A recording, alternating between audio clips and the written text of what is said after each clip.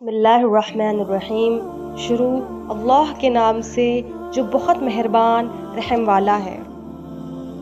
حضرت عثمان رضی اللہ تعالی عنہ کے آزاد کردہ غلام حضرت حانی رحم اللہ فرماتے ہیں کہ حضرت عثمان رضی اللہ تعالی عنہ جب کسی قبر کے پاس کھڑے ہوتے تو بہت روتے، یہاں تک کہ آنسوؤں سے اپنی دھاڑی کو تر کر دیتے۔